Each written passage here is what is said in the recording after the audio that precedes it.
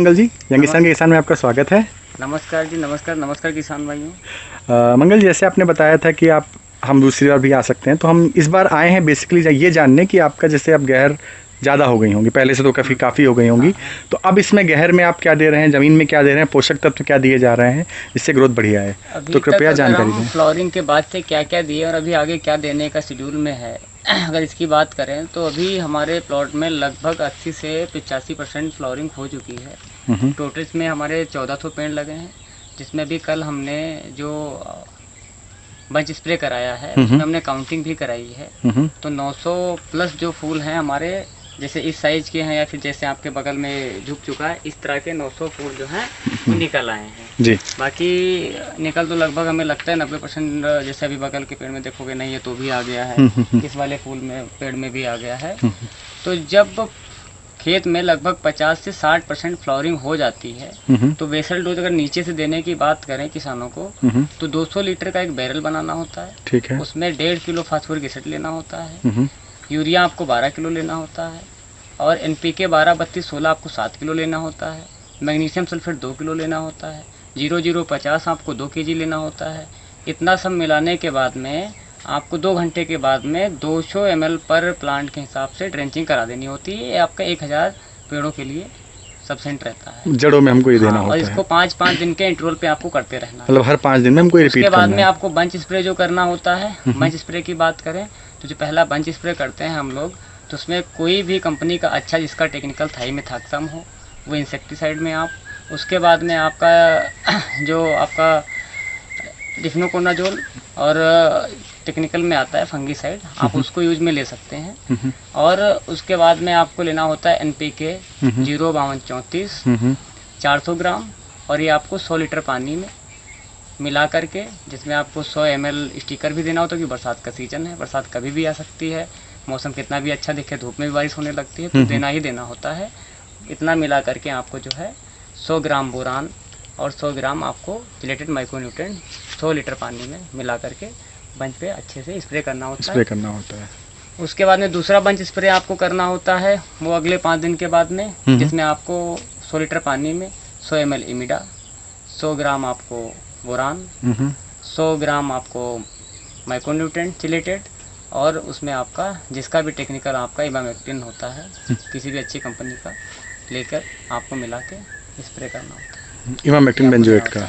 जब फ्लोरिंग आपकी 80 से 90%, जैसे कि अभी हमारी लगभग 80 क्रॉस कर गई है, जब तक फ्लोरिंग आपकी 100% तक ना हो जाए, 70 क्रॉस होने के बाद में फिर आपको 1 से 2 बार मैग्नीशियम सल्फेट 4 किलो, उसके बाद में आपका calcium nitrate 4 kilo, magnesium sulphate आपका 4 किलो, और यूरिया आपको 15 किलो मिला करके ड्रेंचिंग करनी होती है दूसरे में, जड़ों में देना पर होता प्लांट है। के हिसाब से आपको ये देते रहना होता है। ठीक है, बहुत बहुत धन्यवाद मंगल जी। मंगल जी, ये जैसे आपने दवाई बताई तो बहुत से किसान हैं जो पूछते हैं, जैसे उनको हम बताते भी हैं कि ये दवाइयों का प्रयोग आप करें, तो उनकी सबसे पहली एक बात होती है, वो प्रश्न होता है उनका कि इनको डालने का फ़ायदा होता क्या है। हम डाल तो रहे हैं पर क्या क्या फ़ायदा होगा, तो अगर आप इसको थोड़ा एक्सप्लेन कर देंगे तो फ़ायदा होगा किसानों का। जैसे कि हम बताना चाहेंगे 0050 एक ऐसा तत्व फल के लिए होता है जो उसको मोटाई के लिए चाहिए होता है, और आपका 05234 13045 ये क्या है कि आपका लंबाई बढ़ाने के लिए होती है।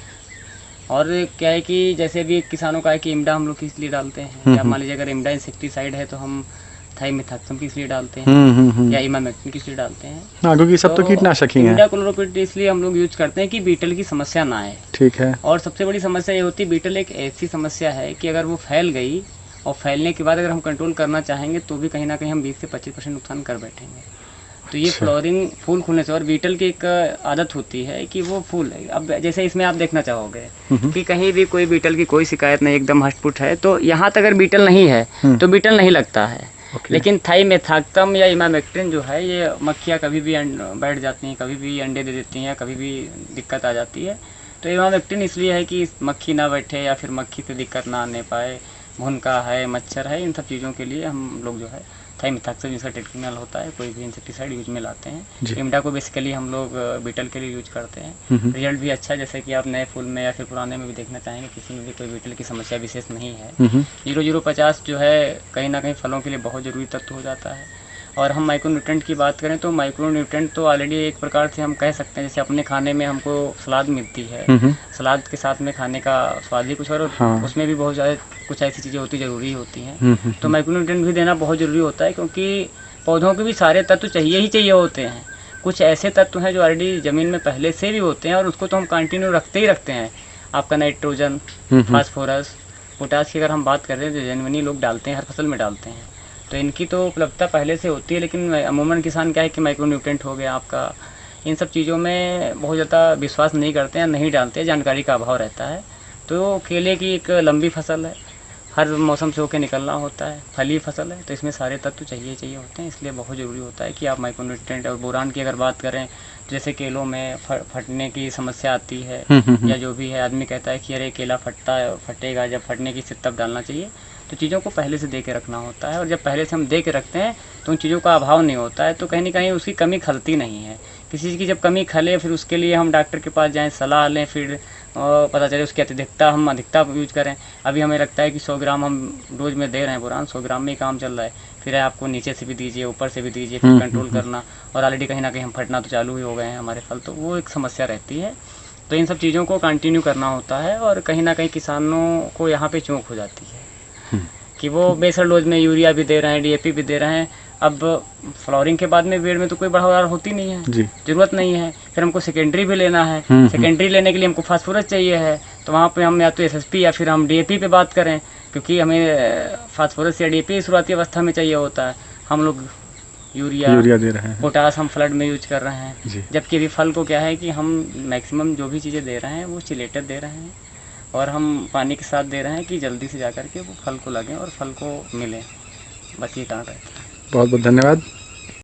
मंगल जी, ये तो हुई हमारे कीटनाशक की बात। अब जैसे फफूंदनाशक आपने बताया हमको डालना है, तो उसको हम जैसे डॉक्सीस्ट्रोबिन आपने बताया, तो उसके लिए हमको क्या ज़रूरत है, ये क्यों डालेंगे, आवश्यकता बताएं ज़रा। एक्चुअली होता ये है कि जैसे हम इंसेक्टिसाइड बीटल है या मक्खी से बचाने के लिए छोड़ते हैं, बरसात का सीज़न है, तरह तरह के फंगस भी आते हैं, तो इसके लिए हम फंगस का प्रयोग करते हैं। कभी कभी क्या होता है कि जब फंगस लगता है और हम फंगीसाइड का यूज़ नहीं करते हैं, तो बहुत सारे किसानों के खेतों में एक समस्या ये आती है कि फूल निकलने के बाद फूल यहाँ से जहाँ से निकलता है, यहाँ से टूट के गिर जाता है, और जब उसको वो देखते हैं तो उनकी कहना ये होता है कि जैसे लगता है कि किसी ने काट दिया हो या किसी ने तोड़ दिया हो। वो एक फंगस होता है, फंगस की वजह से जो है वो गिर जाती है जो है।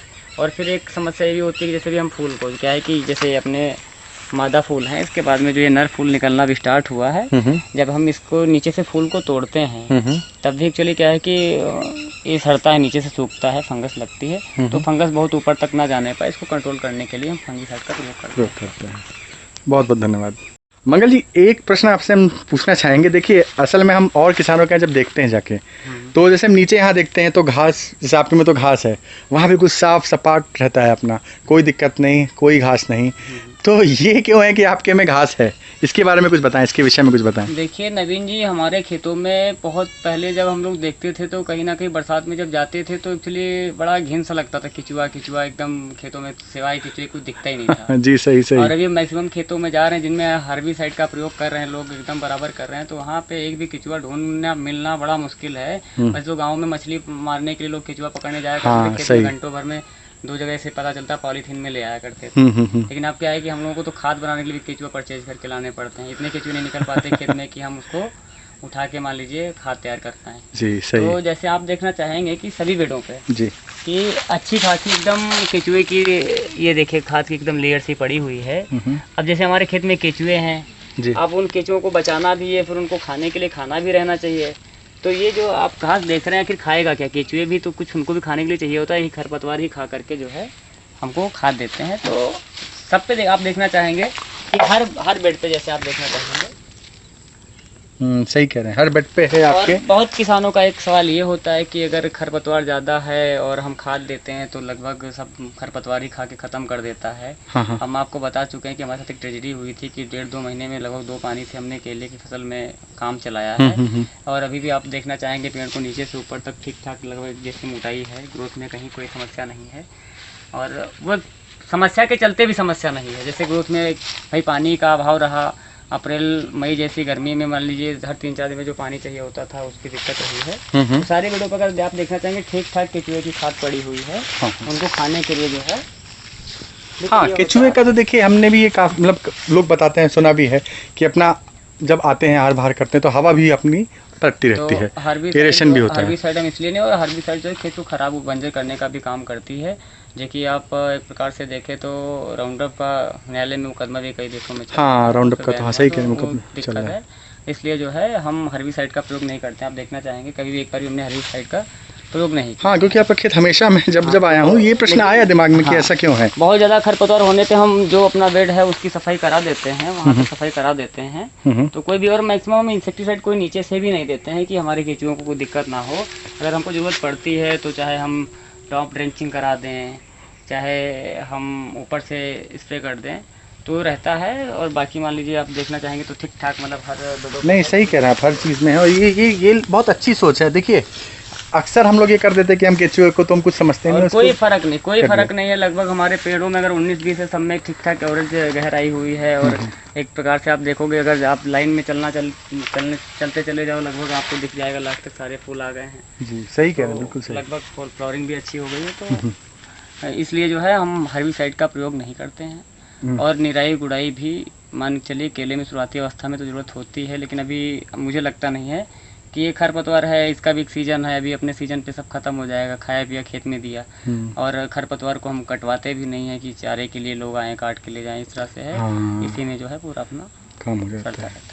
बहुत बहुत धन्यवाद मंगल जी, बहुत अच्छी बात है और अच्छा लगा आपसे मिलकर। तीसरे वीडियो में हम फिर से आएंगे आपसे, तब हम जानेंगे कि आपका जो फल है उसका साइज़ और वज़न कैसे बढ़ाए। तो जैसे कि देखा किसान भाइयों, आपने मंगल जी ने हमें पूरी जानकारी दी कि हम इनके अपनी गहर की रखरखाव कैसे करें और इसमें कैसे हमें कीटनाशक का, फफूंदनाशक का प्रयोग करना है। एक बात जो मुझे बहुत अच्छी लगी इनकी, जो इन्होंने केचुए के विषय में बात करी, जिसके विषय में देखिए हम लोग इतना ज़्यादा ध्यान नहीं देते हैं, लेकिन ये बहुत अच्छी बात थी इनकी। और इसके साथ साथ जैसे अपने जानवरों के लिए भी हम घास यहाँ से ले आ सकते हैं, तो ये चीज़ें बहुत अच्छी लगी, बहुत अच्छी बातें हैं। तो बहुत बहुत धन्यवाद आपका रेगिस्तान के किसान देखने के लिए। किसान भाइयों, अगर आपको वीडियो अच्छा लगता है तो कृपया अपने दोस्तों के साथ, अपने साथी किसानों के साथ इसको ज़रूर साझा करें। रेगिस्तान के किसान देखने के लिए आपका बहुत बहुत धन्यवाद।